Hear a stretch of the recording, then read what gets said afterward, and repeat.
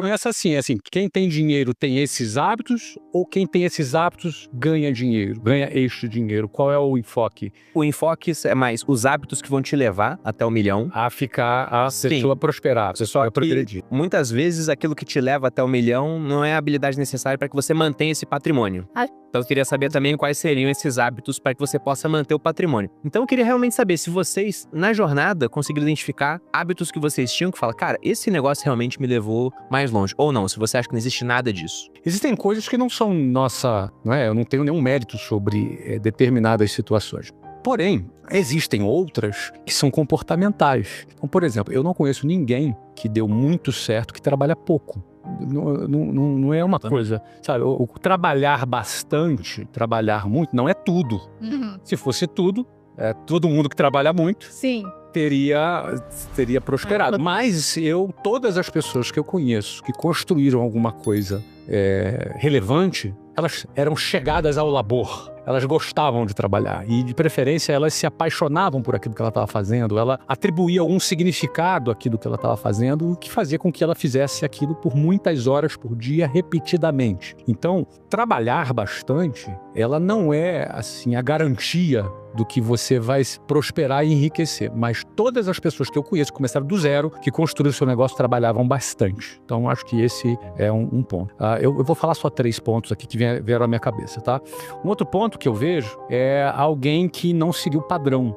Porque o padrão, se você for pegar ali a lista de todo mundo que enriqueceu, você vai ver que a maioria são empreendedores, depois você vai para atletas, depois você vai para artistas.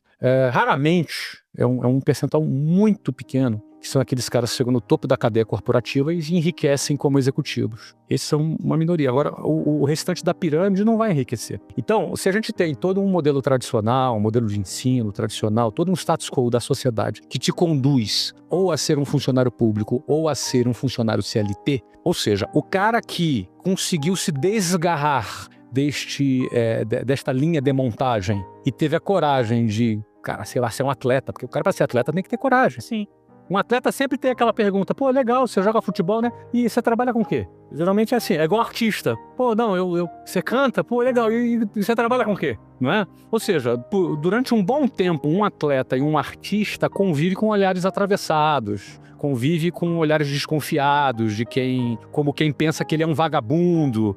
Você entendeu? E ele tem que ter uma convicção muito grande durante um período para conseguir atravessar esse processo, até ele começar a ter um resultado e ser reconhecido. Então, e muitos não conseguem ser reconhecidos nunca, jamais.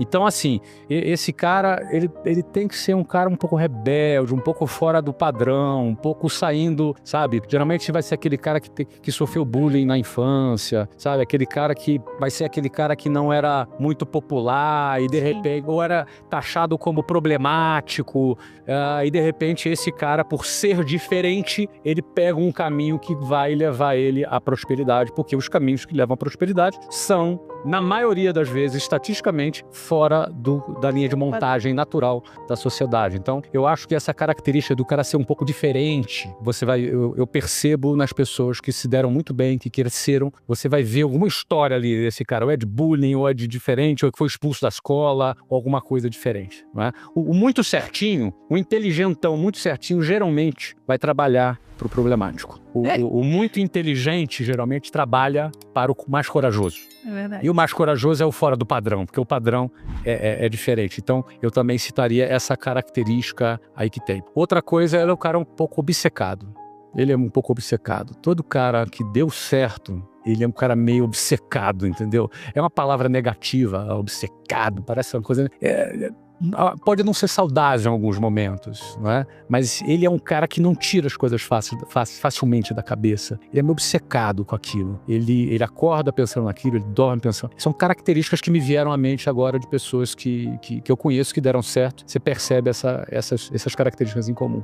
Pensando nas pessoas que eu conheço que deram certo. Todas têm um pouco disso. Todas têm. É verdade. Um pouco não, muito. Ou muito disso. Na verdade, essa questão de obsessão, de pensar... Quebra de padrão, são diferentes, tem alguma coisa diferente. Exatamente. São obcecados pelo aquilo que fazem. Eu pensei no pessoal mais inteligente que estudou comigo. A maioria acabou trabalhando para alguém, no final.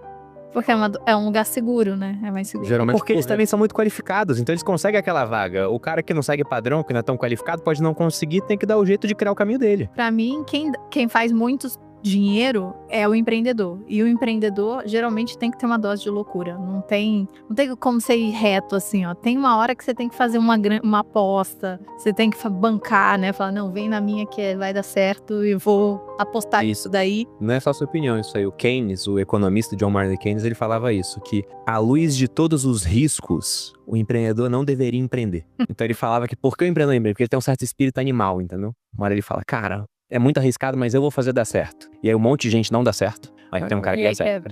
Permita-se interromper um pouquinho, Perini. O que acontece? É verdade. Eu acho sim que empreender é muito arriscado. 80% das empresas que abrem quebram em menos de 10 anos, segundo o IBGE. Então, é estatisticamente comprovado que é arriscado. Mas, cara, eu acho que matematicamente é muito menos arriscado do que você projetar uma vida para depender do INSS que vai quebrar, que é uma pirâmide financeira. Na mediocridade. Você tá entendendo? Eu digo que ele não é arriscado, ele é certeza. Porque as riscas você não conhece, Eu troco a certeza do fracasso pela possibilidade do sucesso. Onde é que está o maior risco aqui? A certeza do fracasso está o maior risco. Então, é que a sensação de seguir a manada dá uma falsa sensação de segurança. Sim. Mas se você analisar friamente, arriscado era ficar andando de ônibus.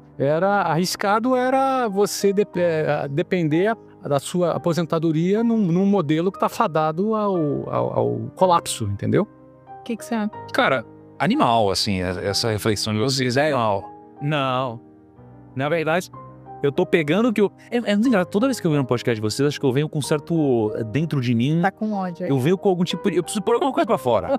Eu acho que eu venho num dia... uma sessão de terapia, sabe assim? Mas pegando o que o Flávio tá falando, o que me veio aqui é que o cara que fica milionário, a mulher que fica milionária, ele é como um carro que é abastecido com combustível diferente. Então, assim, o combustível de quem fica milionário é diferente. É a mesma pessoa, mas ele é abastecido com combustível diferente. E eu acho que quem fica milionário no Brasil é alguém que é abastecido com ódio, raiva ou uma obsessão e muito tesão, assim, por alguma coisa. Eu acho que essa pessoa fica rica. As outras pessoas, na minha opinião, elas têm muito mais dificuldade de atingir algum resultado muito diferente. Por quê? Porque se a gente for olhar... sob a ótica de uma pirâmide financeira no Brasil ou no mundo, você sempre vai ver que no topo da pirâmide você tem poucas pessoas muito ricas e você tem uma base da pirâmide com muita gente que não tem um grande patrimônio. O que a gente enxerga numa pirâmide dessa? A gente vê que a minoria vai chegar num grande resultado, mas a maioria pensa da mesma forma. Então, para essa pessoa ter um resultado diferente das outras, ela vai ter que fazer alguma coisa diferente das outras. E para ela fazer alguma coisa diferente das outras, ela vai ter que se fazer perguntas diferentes das outras. E ela vai ter que criar afirmações também diferentes das outras. Então, para mim, quem de alguma forma fica milionário é quem faz a segunda pergunta. A primeira pergunta é a que todo mundo faz. Agora, a segunda pergunta é a que pouca gente faz. Então, a segunda pergunta seria esse segundo grau de pensamento, mas talvez de uma forma menos filosófica e muito mais instintiva. Porque quando o Flávio falou do cara que sofre bullying ou tem algum pensamento diferente, eu também, as pessoas que eu conheço que são ricas, elas têm um probleminha, cara. Elas têm alguma coisinha diferente. Ela se veste diferente, ela pensa diferente, ela fala diferente, ela tem trejeitos diferentes e ela tem uma visão não convencional do mundo.